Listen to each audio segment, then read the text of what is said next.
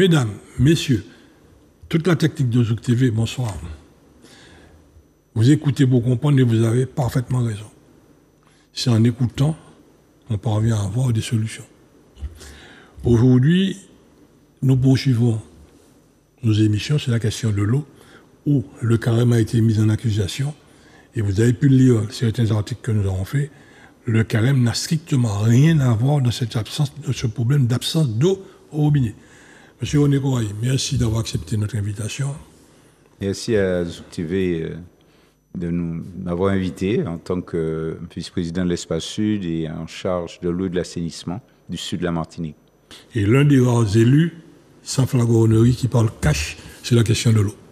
Oui, bon, c'est une situation que je connais, bon, qui de plus en plus permet d'affirmer un certain nombre de données sur le sud de la Martinique, mais aussi l'avenir, puisqu'en tant que aussi en charge des finances et de la commande publique au sein de la collectivité territoriale de Martinique, j'en vois passer aussi bien là aussi des dossiers. Président, sur le territoire Espace Sud, est-ce que ça coule de source actuellement? Oui, bon, je dirais 2024 n'est pas 2020. Oui. Ça, c'est précision. C'est vrai.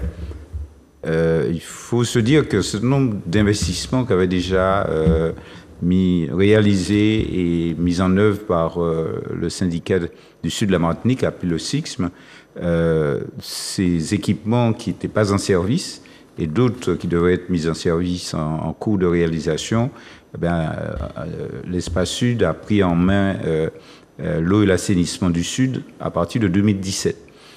C'est vrai que la Chambre régionale des comptes, à ce moment-là, rendait compte, les comptes du syndicat mixte, du syndicat du SIXM, présentait un déficit de 23 millions d'euros et qu'il fallait répartir ces 23 millions d'euros entre deux EPCI, donc Cap Nord et l'Espace Sud. Bien sûr, 85% concernent le sud de la Martinique, puisque 12 communes. Il reste deux qui étaient les Robert et Trinité qui restaient, puisque les autres communes étaient déjà sorties du système, en parlant du Lamentin et Saint-Joseph qui étaient déjà sortis, et une partie du Gros Monde qui faisait aussi partie. Ce déficit était dû à quoi? Ce déficit est dû à un problème de démarrage de travaux sans être sûr des subventions.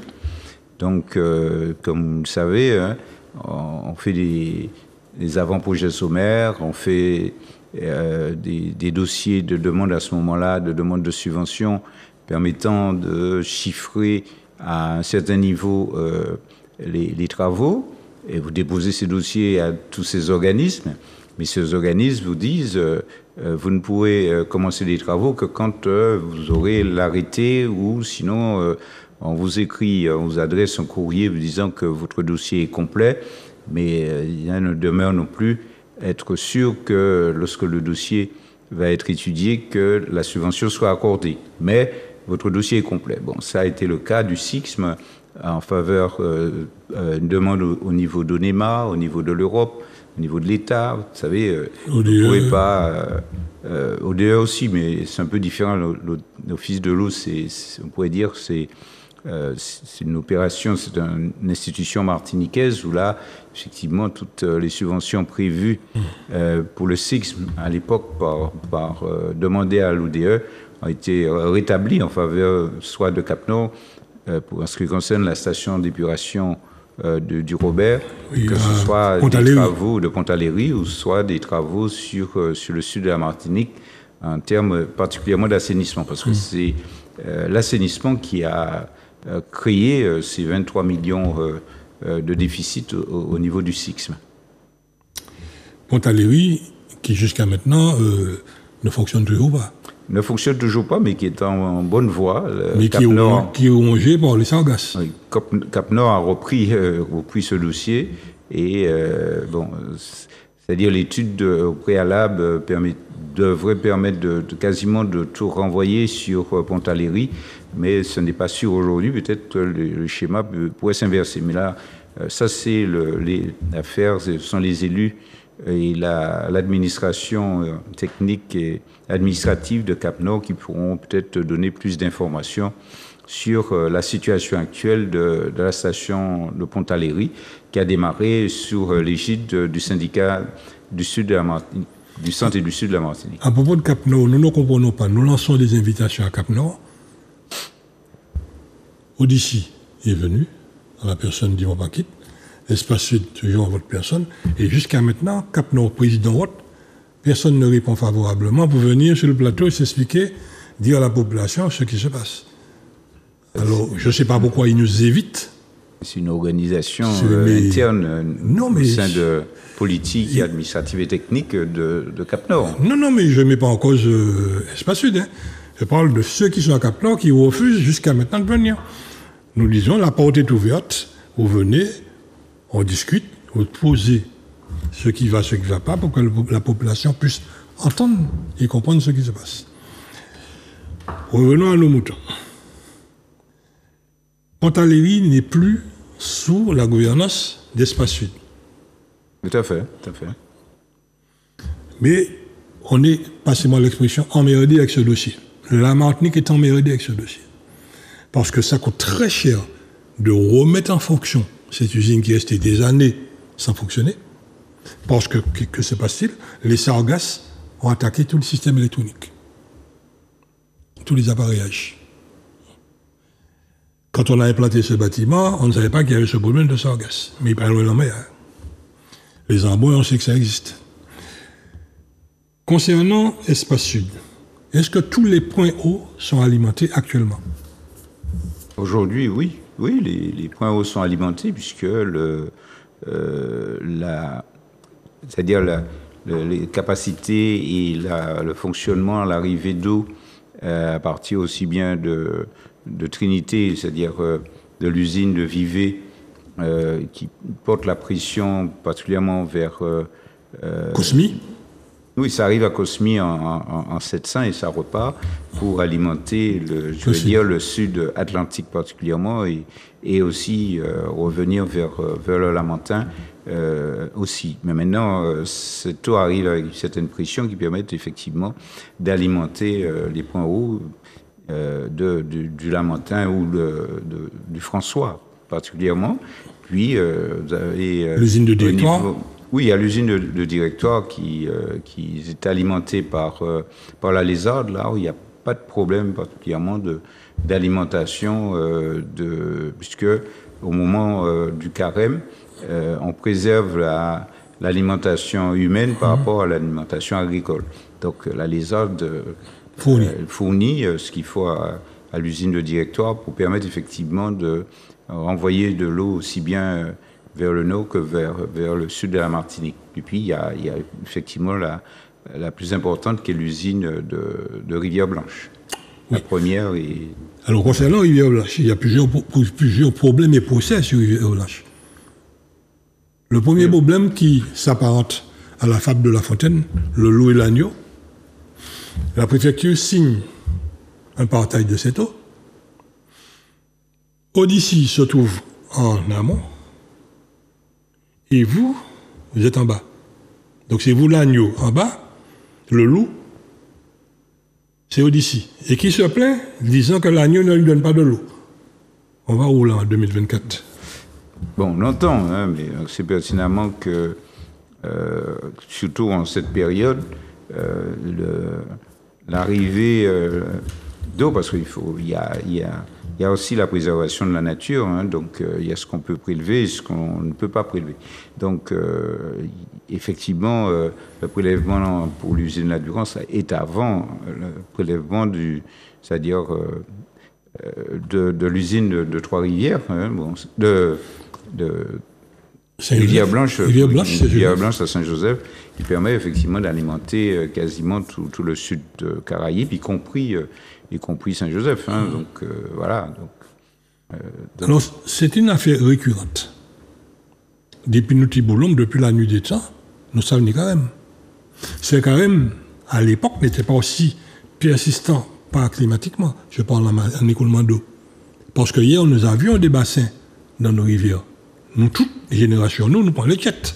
Oui. Aujourd'hui, tous ces bassins sont remplis d'alluvions, du fait de l'agriculture et de l'urbanisation. Le manque d'entretien a fait que l'eau ne peut que passer.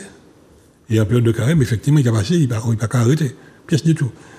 Non, mais il y a plusieurs phénomènes. Hein. Bon, le changement climatique en est quelque chose. Nous tous, sous dépend de l'âge que nous avons connu effectivement soit des carèmes durs. Hein, 76 a été un carême dur. Avant cela, il y a eu d'autres carèmes très, très difficiles.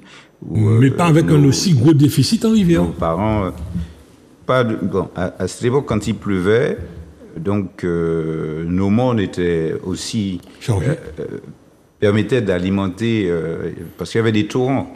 Aujourd'hui, quand je regarde ce qui se passe, ne serait-ce que ce que je connais, hein, chez moi, c'est ce qu'il en est, hein, quand le monde était quasiment travaillé par les agriculteurs ou les cultivateurs de l'époque, et que quand il pleuvait, bon, l'eau descendait en torrent, en ravinaire, et à ce moment-là, il y avait ces bassins qui se constituaient dans la rivière.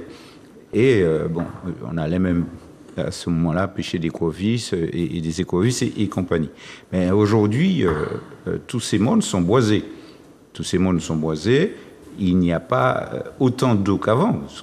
On se dit il pleuvait beaucoup plus souvent et que quand il pleuvait, donc déjà c'était des torrents, déjà il pleuvait beaucoup plus, déjà il y avait ces bassins que nous connaissions à l'époque. Aujourd'hui, c'est plus le cas. Je dis c'est boisé, il pleut beaucoup moins. Les mondes qui ont été ne sont plus cultivés, mais nos mondes sont aujourd'hui habités. Ce n'était pas par plus de personnes qu'hier. L'urbanisation. Il y a l'urbanisation de nos mondes et qui oblige effectivement à faire monter de l'eau.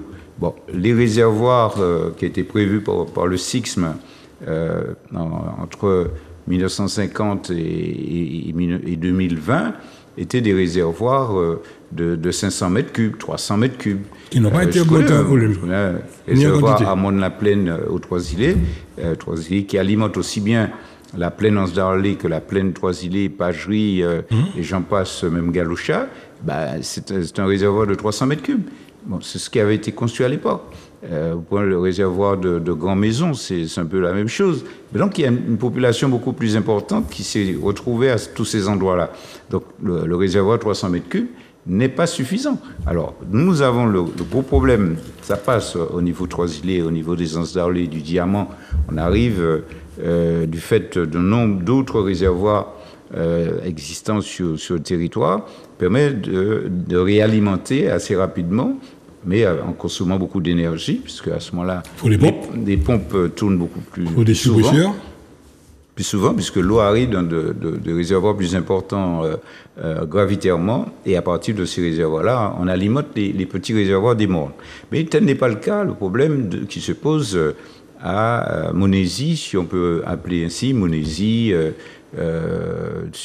qui alimente aussi bien les quartiers de Rivière-Pilote, les quartiers et le haut de Rivière-Salée et le haut de Sainte-Luce. Donc on voit bien la population, même s'il y avait l'école, il y a l'école de l'Épinay, mais entre ce qui avait beaucoup d'enfants qui allaient à l'école à l'Épinay, mais aujourd'hui, ce n'est plus les enfants qui existent là, c'est des familles sans enfants, des familles avec un certain confort aussi et qui ouvrent l'eau, consomment l'eau quasiment, tout le monde quasiment en même temps. Ce qui demande non pas un réservoir de 500 mètres cubes comme qu'il existe aujourd'hui, demande à avoir un réservoir de 1500 mètres cubes, c'est-à-dire on triple le réservoir. Malheureusement, le SIXM a fait l'acquisition d'un terrain à cet endroit-là. Et on vous a chassé. Et on nous a chassés. Voilà. Donc aujourd'hui, nous sommes en pourparlers. Monsieur le maire de Sainte-Luce est en train d'essayer de trouver une solution auprès des familles pour qu'on puisse construire ce réservoir de 1500 mètres cubes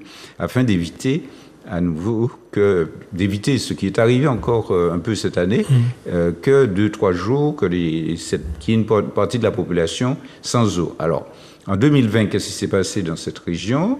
C'est qu'il y avait un surpresseur a été mis en place à Rivière-Salée, mais non alimenté en énergie électrique. Parce que EDF n'avait pas alimenté ce... Parce qu'on n'avait pas formulé la demande à l'époque. On n'avait pas payé non plus. On n'avait pas payé, donc pour garder les courants. Donc il a fallu du temps. On a demandé à ce moment-là à la SME de mettre des groupes électrogènes pour alimenter toute la chaîne. Parce que... À Touraï. Voilà, depuis Touraï. Après, ça monte vers des marinières, et ensuite, de des marinières, vous avez trois réservoirs, et à ce moment-là, vous réalimentez le réservoir, donc ça s'appelle une chaîne de distribution, d'alimentation, d'adduction, et après, vous redescendez pour alimenter la population, aussi bien vers Sainte-Luce, Montésie, Épinay, que vers Rivière-Pilote aussi. Donc, malheureusement, ce réservoir qui se vide très vite, si tout le monde...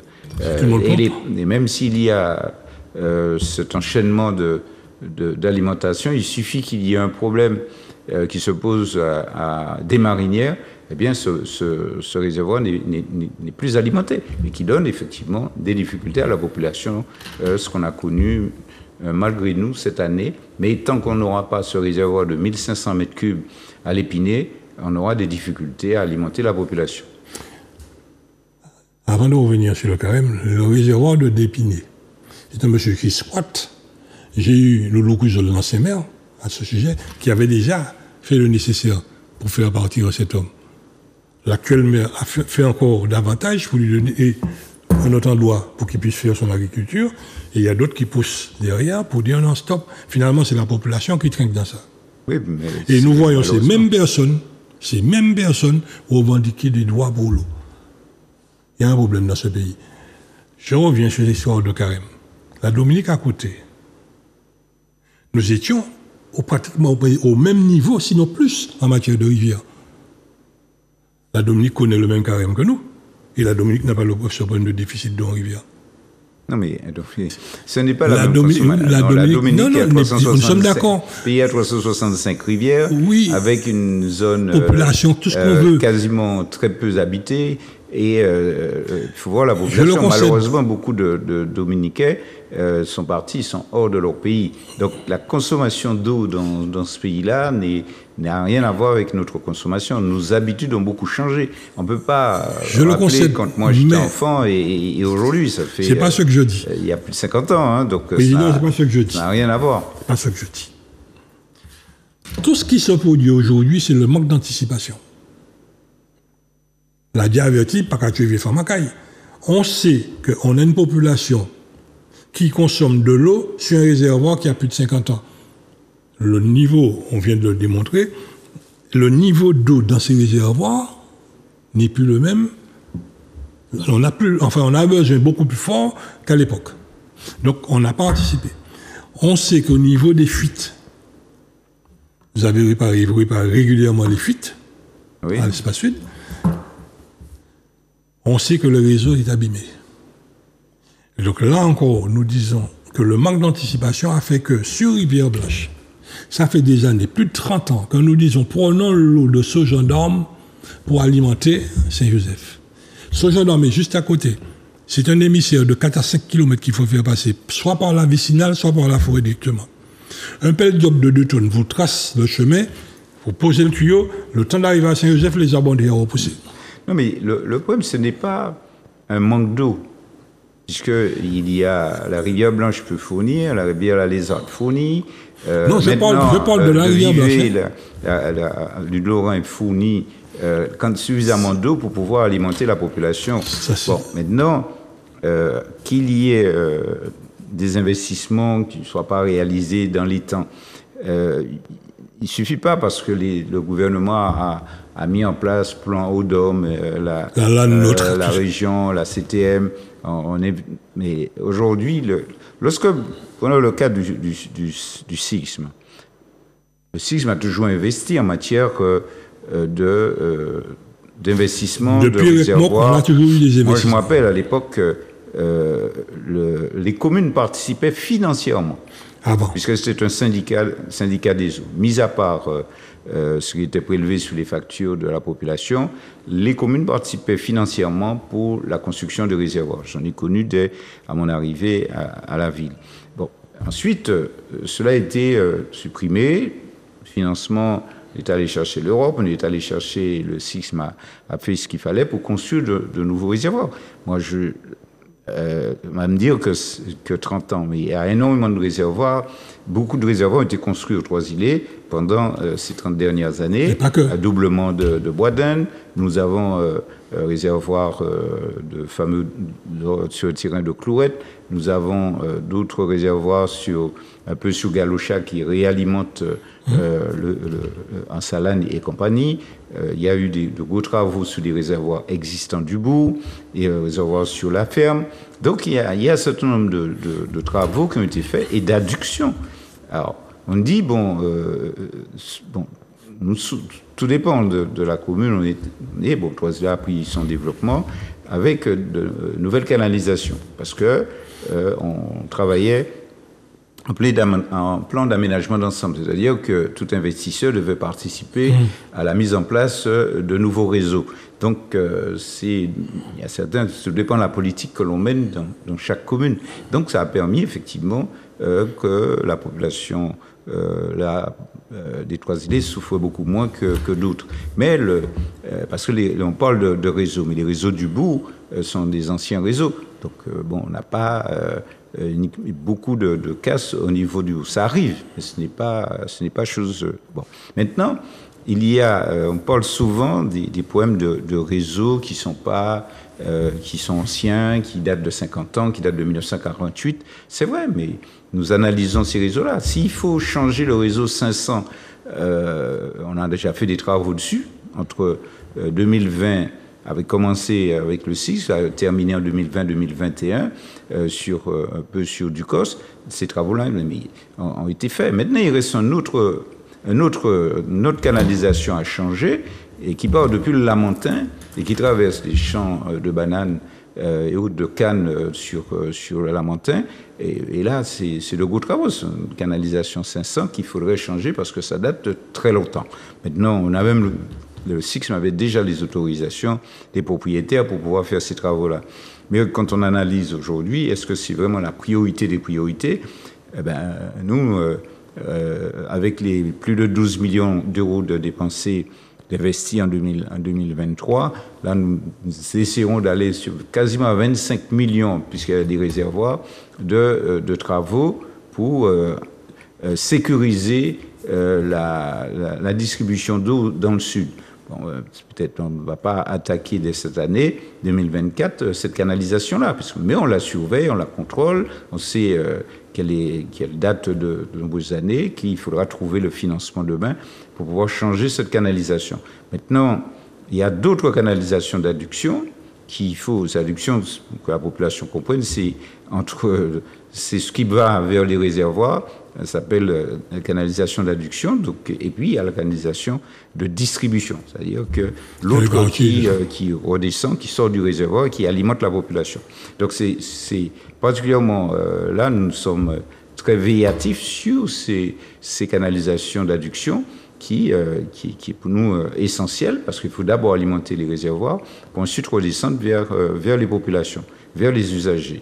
Donc c'est ce que nous faisons, et depuis toujours. Le SIXM a beaucoup investi, ce qui a permis à un moment donné au SIXM d'avoir un taux de rendement à plus de 80%. Plus de 80%. Quand on dit taux de rendement... Quand le taux de rendement, c'est entre la production et la distribution. Mais il n'y aura jamais 100%. Il faut aussi l'expliquer à la population. Il y a aussi les fuites que nous connaissons. Il y a les consommations des pompiers. Il y a d'autres lavages de réservoirs. Il y a plein d'autres phénomènes, d'autres facteurs. Qui rentrent dans le calcul, permet effectivement d'avoir un taux de rendement entre 80 et 90%. Bon, si on arrive à ça, parce qu'il y a pas que... On a tendance à dire que nous sommes les plus mauvais en Martinique. Mais en France, il y a des endroits où c'est vraiment tragique. La Martinique, espace sud, Ce n'est pas le vilain canard. Oui. Le problème se pose uniquement sur la CACEM. Alors, oui, je pense que les élus de la CACEM sont en train de voir de très près, la montagne Saint-Joseph particulièrement, de très près ce problème de perte de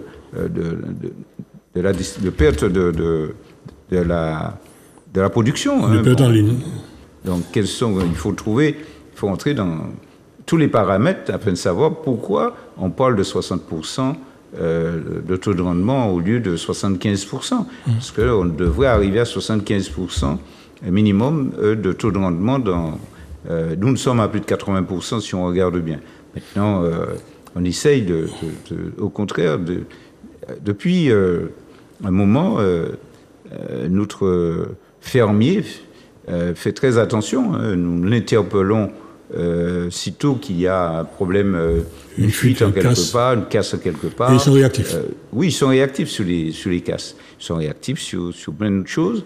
Alors, bon, il y aura toujours petite fuite près des compteurs, près de ceci. Bon, c'est pas le plus urgent, mais il y a effectivement une perte d'eau près des compteurs que nous leur signalons.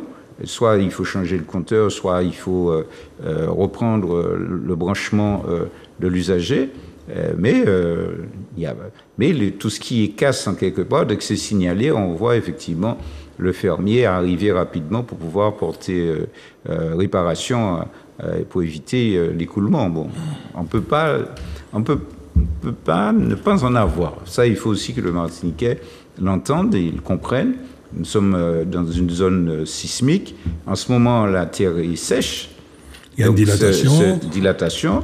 Et ensuite, quand il va pleuvoir, eh bien, c'est là qu'on risque d'avoir beaucoup plus de casse. Et glissement de terrain. Il y a glissement de terrain, mais aussi le retour bélier. Voilà, de la terre qui reprend sa place. Et à ce moment-là, vous avez plus de casse que pendant le carême. À propos de casse, Président, souvent quand je discute avec beaucoup d'entreprises, en termes de paiement, toutes nos collectivités ont la main qui tremble pour signer le mandat. Est-ce que tout est bien liquidé à l'Espace Sud? Non, ce n'est pas... Alors, là, on parle de travaux exécutés. Non, les travaux exécutés, par exemple, les 12 millions de travaux exécutés, il fallait de toutes les façons les payer avant le 31 décembre 2023 parce qu'il fallait bénéficier, pouvoir bénéficier des fonds européens et d'autres fonds réactus et compagnie. Donc ça, nous avons fait, les services financiers ont tout fait, effectivement, pour payer les entreprises avant le 31 décembre 2023. Alors, se dire, bon, on entend la Martinique, il y a un problème de paiement des entreprises avec beaucoup de retard. Bon, heureusement, l'Espace Sud n'est pas dans cette situation-là, même si c'est l'austérité. Aujourd'hui, il y a des choses qui coûtent très cher à l'Espace Sud aujourd'hui et que nous sommes obligés de revoir... On est obligé de réduire le train de vie. Réduire le train de vie pour pouvoir répondre aux attentes de la population. On a oublié que l'Espace Sud s'occupe de déchets, s'occupe de l'eau et de l'assainissement, mais s'occupe d'informatisation des communes, s'occupe de la restauration des enfants du collège, des primaires et maternelles. Il y a un certain nombre d'obligations que nous sommes mis sur le dos qu'il faut répondre. C'est des compétences qui ont été transférées par les communes vers l'Espace Sud, et l'Espace Sud doit pouvoir répondre à toutes ces compétences-là. Et on voit aujourd'hui des difficultés, particulièrement en termes de collecte des déchets. Mais là, il y a d'autres choses. Ce sont des recettes, c'est pareil. Des problèmes aussi d'entreprises qui, selon elles, ne recevraient pas les pièces détachées dans les temps pour pouvoir réparer les camions. Donc là aussi, il y a un problème. Ça, c'est au niveau de collecte des déchets et tout ça. Ça, c'est un autre budget. Ah oui. Restons sur l'eau. Il faut rester... Restons sur l'eau. Non, parce que il y a budget. Il y a un budget, c'est une chose. Avec crédit de paiement. Alors, là, c'est pas toujours évident pour les gens de bien comprendre cela. Je comprends, hein, j'étais pas là où je suis, je n'ai pas pu peut-être connaître effectivement comment ça fonctionne, l'organisme, les paiements et les budgets, et la trésorerie, et les crédits de paiement. Toutes ces choses-là, c'est un jargon que nous utilisons plus souvent, alors qu'on dit que c'est pas la même chose. Mais il faut prendre une chose, retenir une chose, l'argent n'a pas de couleur. C'est-à-dire qu'il n'y a pas d'argent fléché chez le trésorier. D'accord? Il n'y a pas d'argent fléché. Il y a une somme. Voilà, il y a une somme qui est sur le compte, comme à la banque. Une somme qui est sur le compte et le trésorier, donc la DGFiP, eh bien, il paye en fonction de ce qu'il dispose, soit pour l'eau, soit pour les déchets, soit pour le personnel, soit pour d'autres fonctions, en partie des mandats qu'il reçoit, les mandats qui sont émis par la collectivité.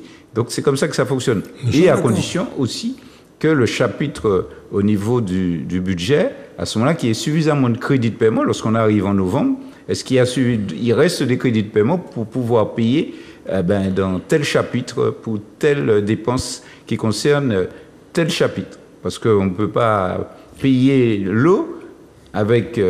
c'est le même chapitre, on me dirait, pour l'électricité, ouais, toutes ces choses-là, c'est le même chapitre. Mais quand vous n'allez pas pouvoir payer l'eau avec le chapitre du personnel, vous ne pouvez pas payer... Vous avez du 11 qui est comment on appelle ça, le général, et puis du 12 qui est les frais de personnel. Donc, si vous ne pouvez pas payer, il faut avoir suffisamment de crédit de paiement en 12 pour pouvoir payer le personnel, mais il faut aussi suffisamment de crédit de paiement en 11 pour pouvoir payer toutes les factures qui concernent sur le plan général. Donc, président. Voilà. Donc, on ne peut pas prendre non plus le chapitre des intérêts financiers pour pouvoir payer de l'eau. Donc, voilà. Président. C'est simple, il y a tout cela aussi qui n'est pas toujours évident pour tout chacun de pouvoir bien saisir lorsque nous votons des budgets. En tant que président, en tant qu'entreprise, nous connaissons les plus ou moins rouages. Oui. Quand je reçois mon P213G, oui, que je vais à la PERI, oui, vous devrez passer mon mandatement, et qui m'est répondu, nous n'avons pas de trésorerie pour vous payer. C'est possible, oui. Je suis obligé de venir vous voir pour obtenir un engagement en ordre de priorité. Oui. Il y avait un TPG de Guadeloupe, il prend la service, mais il ne rentre pas dans ce jeu-là, parce que nous étions les seuls à le faire au niveau national. Ah, c'est possible. Bon. Aujourd'hui, il y a la DGFiP refuse de plus en plus ces opérations, je dirais, de cavalerie. Voilà. C'est pas, bon, oui, c'est un peu de la cavalerie, si on veut, puisque vous avez émis un chèque sans la provision n'existe pas. Donc, c'est la cavalerie. Donc, finalement, notre salarié, à la fin du mois, quand vous lui dites, vous savez, c'est pas ça qu'il attend, hein. Il attend chèque li pour y porter madame Lichli pour faire foyer à tourner. Or, si cet argent ne rentre pas dans le foyer, pour y madame Lagadi, c'est qu'on a un enfant qu'on dit bien à côté, quand alimenter. Des honoraires là. Et c'est ça que pour lequel nous nous sommes souvent battus, pour que nos collectivités puissent enfin respecter la signature, faire en sorte que nous puissions avoir en temps et en heure nos émoluments. Alors quittant nous qu'on arrive à l'État, pas seulement, c'est pas c'est général. C'est général. Globalement, Martinique. C'est vrai que je ne me retrouve pas, que ce soit l'espace sud, que ce soit ma commune, je me suis toujours tâché d'éviter ce genre de choses. Voilà. Ça, c'est au niveau communal. Pouvoir payer pour que... Le fardeau CTM, c'est où le fardeau CTM, c'est moi. Bon. Mais l'espace sud a toujours su payer. C'est toujours engagé vis-à-vis des entreprises et a toujours payé. Maintenant, que d'autres n'aient pas cette capacité de pouvoir créer ce qu'on appelle des excédents de fonctionnement. Parce que là, et souvent, quand vous m'entendez parler, pour répondre au niveau de la CTM, j'insiste beaucoup sur ce fonctionnement. On a 1 milliard de recettes, si on peut parler ainsi, de la CTM. On peut dire que c'est beaucoup d'argent, mais sur les 1 milliard de recettes de fonctionnement, il y a déjà plus de 900 millions de dépenses obligatoires. Donc, vous ne pouvez rien y faire. Vous avez 900 et quelques millions. Il reste très peu pour pouvoir 900 millions, c'est du fonctionnement. Donc, vous n'avez quasiment pas, on pourrait dire, on aurait pu mettre un fonctionnaire à la tête et puis dire, bon voilà, puisque ce sont des dépenses obligatoires. Vous avez des recettes ici et là que vous recevez, quasiment beaucoup de recettes venant de l'État. Et donc, monsieur, on mettait un administratif là, il a 900 millions à payer de factures. Maintenant, c'est aussi de la politique. Hein. Donc, en même temps, il nous manque aujourd'hui, que je suis arrivé, j'ai dit, mais je ne comprends pas. Le prédécesseur a pu tout de suite l'énoncer auprès de la population et pour que l'État l'entende. C'est 200 millions récurrents qui manquent. Ça veut dire que normalement, on devrait avoir aujourd'hui, quand à l'époque il y avait 800 millions, disons la mandature précédente, 800 millions de recettes, de recettes, mais ce n'était pas 800 millions que la mandature précédente devait avoir, il devait avoir 1 milliard. Nous avons 1 milliard aujourd'hui, mais entre il y a 4-5 ans, 3 ans, les 200 millions, même si les recettes ont augmenté de 200 millions, les 200 millions, c'est des dépenses supplémentaires, tout a augmenté qu'on doit couvrir. Donc, il manquait déjà, sans quoi il n'y aurait pas eu ces fameux 200 millions de factures là en instance de paiement que nous avons trouvé. Ces 200 millions de factures, on me dit, bon, on ne le fait pas apparaître dans le compte administratif. On ne fait pas apparaître dans le compte administratif, comme eux, ils ne l'ont pas fait apparaître dans le compte administratif. Si vous le faites apparaître, vous vous retrouvez avec un déficit de plus de 10%. À ce moment-là, vous donnez la main à monsieur le préfet. Et pourquoi ce serait nous qui donnons la main à monsieur le préfet pour gérer les finances de la collectivité territoriale de Martinique? Non. Maintenant, il faut, au fil de l'eau, régler ces 200 millions que nous trouvons, sans pour cela créer d'autres retards de paiement auprès des associations, des fournisseurs et j'en passe, des entreprises. Mais il manque ces 200 millions récurrents chaque année. Mais pour récupérer ces 200 millions à la CTM. Donc l'espace sud, pour revenir à l'eau, l'espace sud n'est pas dans cette situation. D'accord.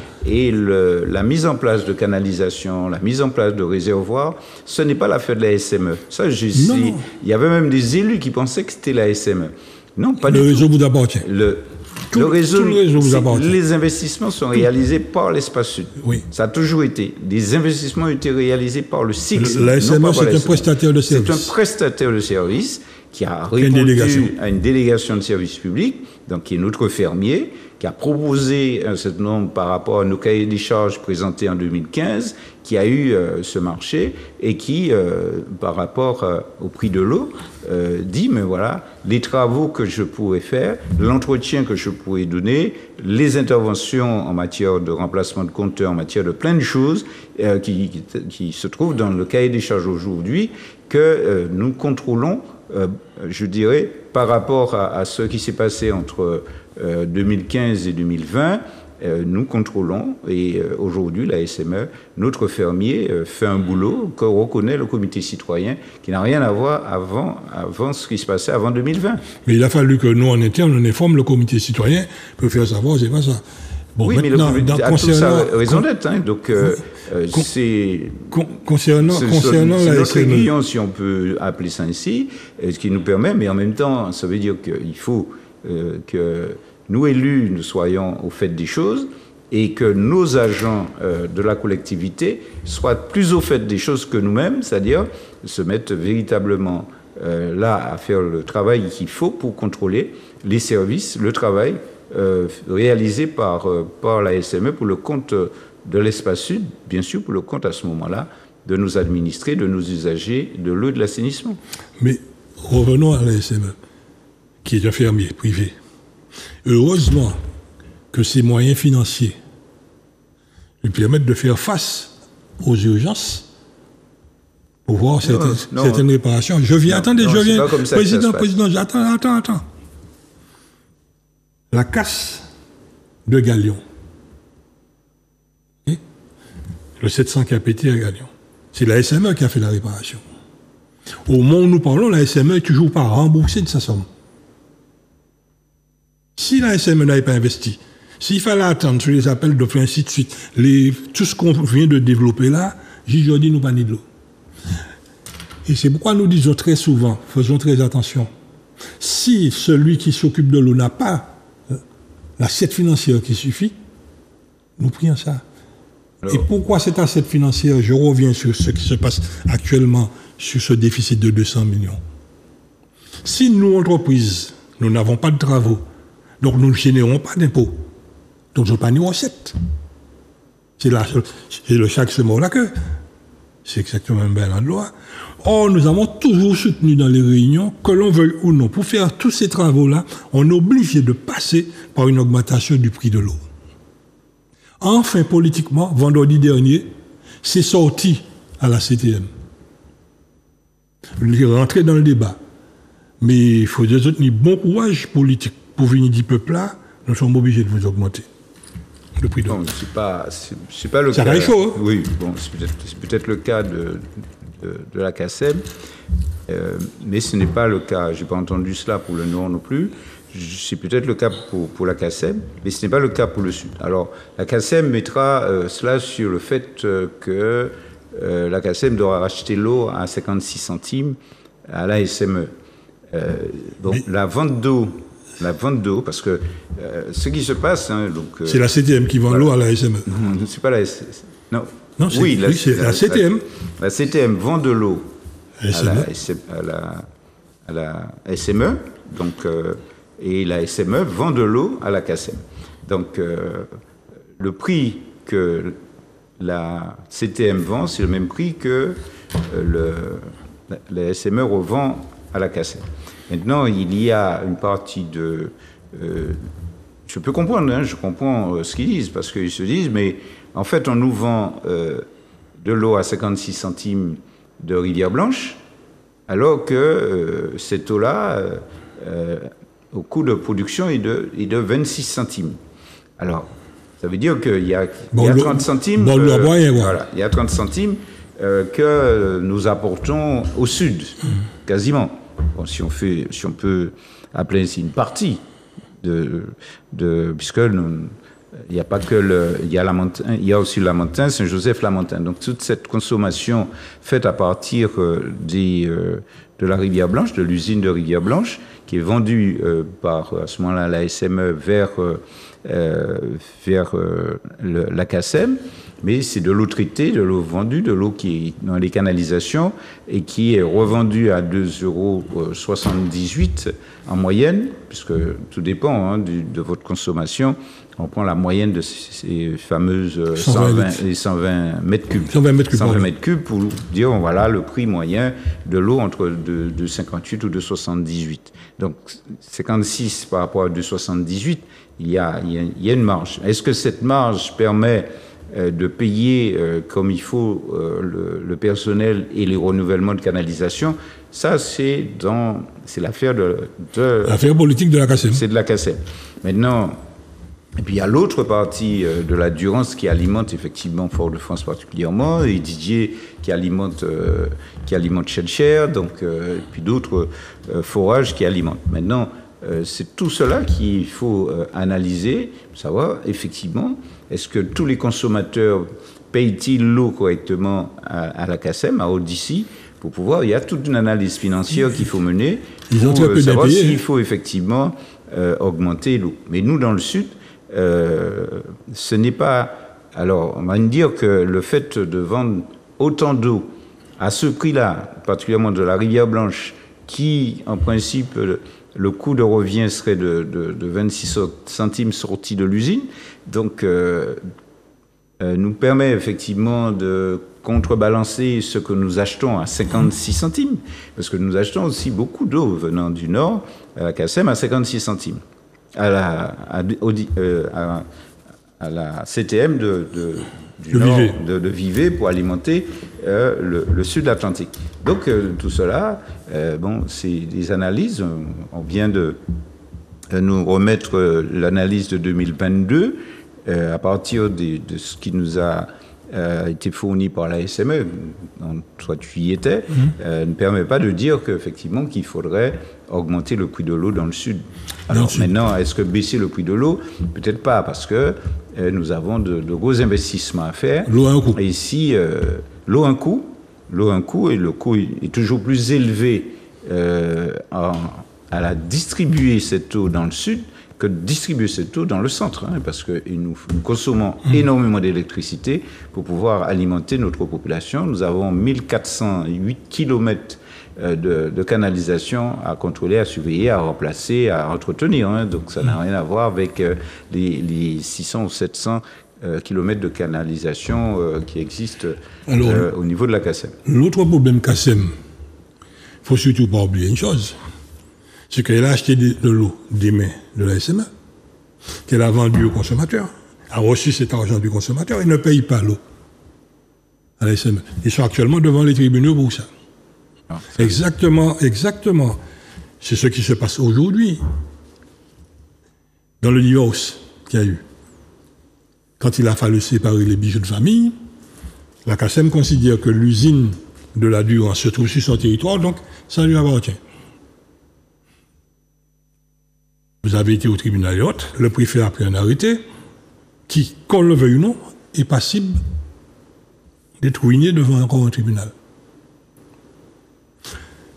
La CACEM refuse d'admettre qu'elle n'est pas propriétaire de l'investissement que vous avez fait à plus de 200%. Non, chacun a une façon de voir les choses. On ne va pas beaucoup parler, on parle beaucoup de la CACEM, mais au point de vue, c'est moi qui ai reçu les représentants de la CACEM à l'époque, hein, pour pouvoir leur dire qu'il est hors de question pour nous d'entrer dans la guerre de l'eau, mais il ne suffit pas de faire l'inverse, c'est-à-dire revendre au Sud Caraïbes l'eau à 56 centimes, et puis dire, bon voilà, étant donné que vous nous vendez à 56, nous allons vous vendre aussi à 56, et puis vous verrez si à ce moment-là, vous ne serez pas contraint aussi d'augmenter, à ce moment-là, d'augmenter l'eau, parce que lorsque nous allons avoir l'eau à 26 centimes pour alimenter aussi bien le Lamentin que Saint-Joseph, ça n'a rien à voir avec alimenter l'eau à 56 centimes. Mais vous aurez toutes les autres communes. Donc le problème, c'est que l'usine certes, a été le plus gros consommateur, a toujours été le Lamentin à l'époque, donc alimenter quand même le reste des communes du Sud, hein, et du centre. Hein. C'était 16 communes à l'époque, voire même 18, qui ont participé à la mise en place, à la construction de cette usine. Donc au fil des années, il y a de gros travaux qui ont été faits. Là, nous apprêtons à mettre en place un réservoir complémentaire de 8000 m3.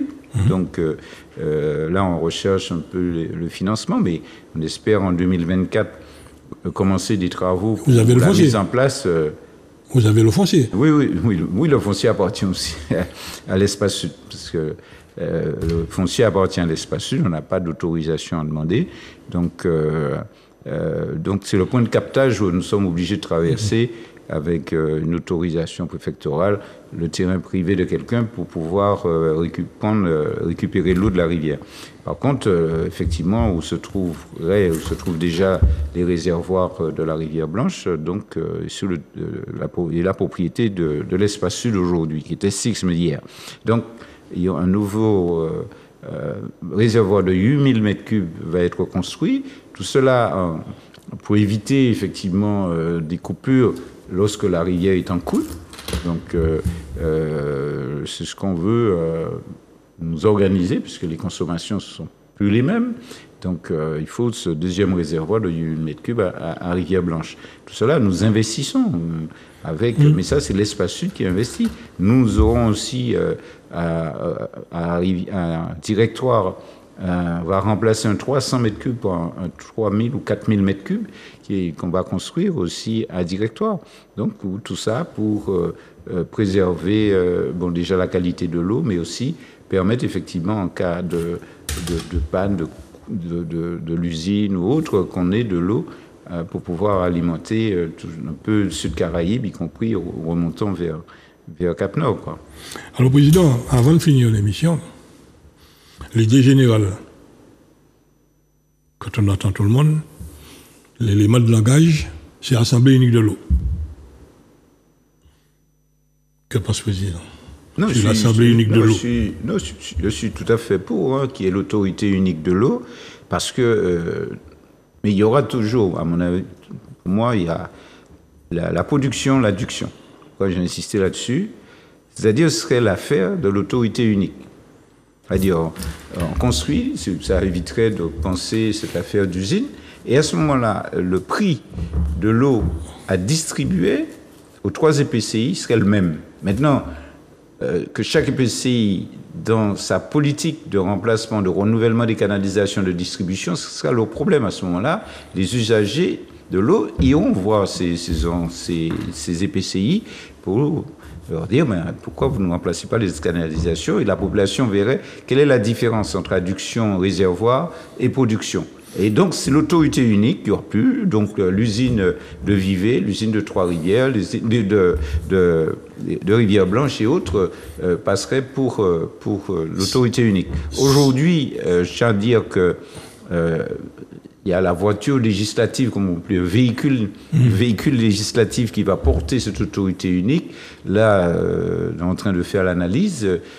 J'aurai, puisque en tant qu'en charge de la commande publique à la CTM, j'aurai d'ici quelques jours une proposition qui sera faite, savoir que si le cabinet qui a été retenu, il sera retenu, va nous permettre effectivement d'avoir le véhicule législatif nécessaire pour la mise en place de cette autorité unique qu'on a décidé d'avoir avant 2027, parce que c'est la fin du contrat de l'espace sud et de Cap Nord avec la SME, pour que les choses soient tirées au clair. Et il y aura à ce moment-là, il faut de l'autorité unique de l'eau. Maintenant, savoir, je sais qu'il y a une question qui se pose avec les comités citoyens, on les entend dire qu'il ne faut pas que ce soit un politique qui soit à la tête de cette autorité unique. Ben, le problème, c'est la responsabilité. Il faut aussi que les... Responsabilité et compétence. Oui, il y a compétence et responsabilité. Les deux doivent être liés. Maintenant, alors, comment un président de quelque endroit, que ce soit EPCI ou CTM, ne prendrait pas, serait coupable de prendre le levier? Non, serait coupable, alors que c'est un citoyen qui aurait mis l'organisme en difficulté. Et la justice allait se retourner contre l'un de ses présidents ou présidentes. Il y a quelque chose qui est... Donc on va tout ça vérifier, tout cela, si c'est possible, dans le cadre de ce véhicule législatif qui nous sera proposé à la CTM pour la mise en place de cette autorité unique que nous voulons. J'espère que nous tous, pour pouvoir avoir un prix unique de l'eau et avoir un prix social aussi de l'eau. Nous avons toujours milité pour une gestion unique de la ressource. Pas le reste. La ressource. Oui, la ressource. La ressource. Donc, usine, l'eau de rivière, l'usine, comme on a encore alimenté rivière là, sortie d'usine, après la sortie d'usine, c'est au niveau il faut aller jusqu'au réservoir. Je pense qu'il faut aller jusqu'au réservoir. Maintenant, les élus décideront si c'est uniquement les unités de production. Si on va jusqu'au réservoir, les unités de production, à quel niveau on va s'arrêter? Est-ce que c'est une unité de production ou sinon problème. Les grosses canalisations 500, 600, 700 la 800 ou la 800? La 800 de Séguineau, de Font-Saint-Jacques, ces deux 800-là ne sont toujours pas payés au moment où nous parlons. Et deux, pourquoi? Compère, m'a payé pour produire tous ces éléments en bas, jusqu'à moment au moment où nous parlons, ça n'a pas été liquidé. Si, c'est la SOGEA. Sur liquidé, c'est Simenda là. Non, c'est la SOGEA qui a mis en place ces canalisations. C'est lui qui a servi de banquier. Oui. Au départ, c'était la SME. La SME. Non, la SME, non. On n'a rien Quand la SME a fait venir le Tupolef pour ramener les tuyaux, pour mettre le provisoire en place, provisoire qui est resté pratiquement plus de 10 ans, c'était pas Yves Fageradzi, à l'époque, qui avait fait le nécessaire pour faire venir tout ce qu'il fallait pour permettre à l'eau de descendre dans le sud, nous était à longtemps. Il y a eu des canalisations posées. Moi, j'étais au Conseil général, j'étais aussi bien à l'époque de M. Lise que Mme Manet. Il y a des choses qui ont été posées à l'époque de Lise, il y a d'autres qui ont été posées à l'époque de Manet. Je parle de la casse. Oui. Je parle de la casse. Oui. Maintenant, nous, on a dû taper du poing au, comment il s'appelle encore, à Rivière-Salée. Oui. Pour qu'on puisse enfin payer la SME, qui est une entreprise. Moi, je sais ce que c'est qu'une entreprise qui ne reçoit pas son argent. La SME ne se plaît pas. Non, ce n'était pas son circuit, ce n'était pas une obligation de sa part. mais je dirais, même utiliser le mot humanité, pour donner de l'eau à la Martinique, c'est lui qui a fait l'investissement. Bon, je crois que ça et remonte, après, hein. 10 ans après, on a eu tout ce cirque qu'on a connu. Oui. Aujourd'hui, les canalisations ont été posées. Finalement, c'est le chimie qui a fait la réparation, qui a payé, et puis la population a tranché en évacuant tous ceux qui perturbaient l'existence des gens. Oui, définitivement. Non, les canalisations ont été posées par la SGA. Il a fallu les payer pour pouvoir bénéficier d'un certain nombre de subventions. Donc, je ne crois pas que... Si vous payez, c'est la semaine passée. Bon, en tout cas, le président... Non, j'ai payé, c'est pas... Mais c'est vrai qu'avec les différentes casquettes que j'ai, je sais... Parce que c'est moi-même qui signe tout... Moi, c'est pas casquette mani, c'est Tibéré mani, et souvent les informations nous remontent. Voilà. Non, mais il y a parfois des informations qui concernent parfois une facture de 8 000 euros qui n'a rien à voir avec une facture de 3 millions d'euros. Hein. Nous d'accord, mais enfin, n'empêche que si ce logo c'est derrière le garçon, si on mange à Dankouya, on ne peut pas bâtir mais à manger. Il n'y a pas une boisson, il ne peut pas arrêter ces poissons mettre en couilla. Si tu as une conclusion à faire, ça aurait été laquelle? La conclusion, c'est déjà de remercier de m'avoir permis de m'exprimer ici pour l'espace sud.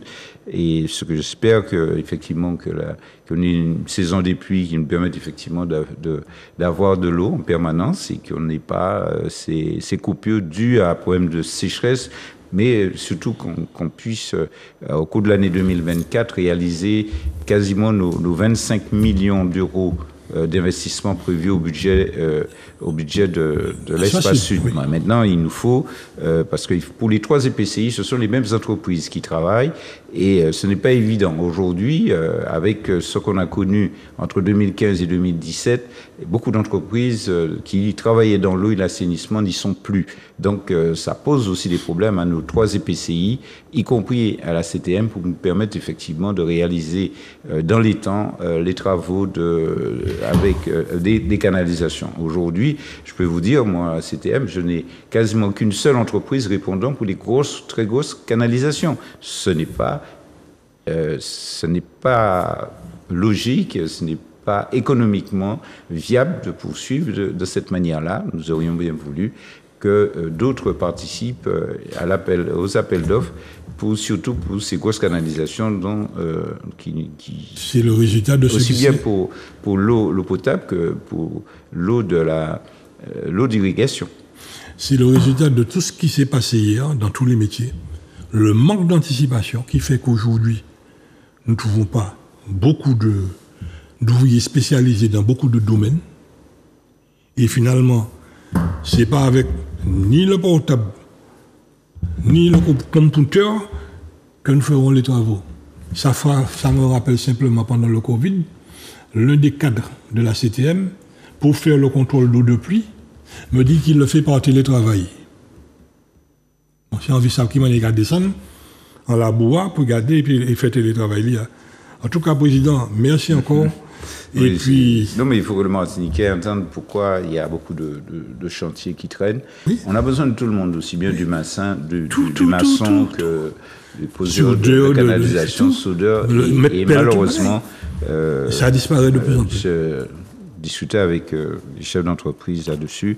Le bas blesse. C'est pas toujours évident de pouvoir trouver le personnel. C'est pas trouvé personnel, là. C'est surtout pas évident de réaliser ces travaux, de faire tourner une entreprise et de faire ses salaires quand le donneur d'ordre public n'a toujours pas payé.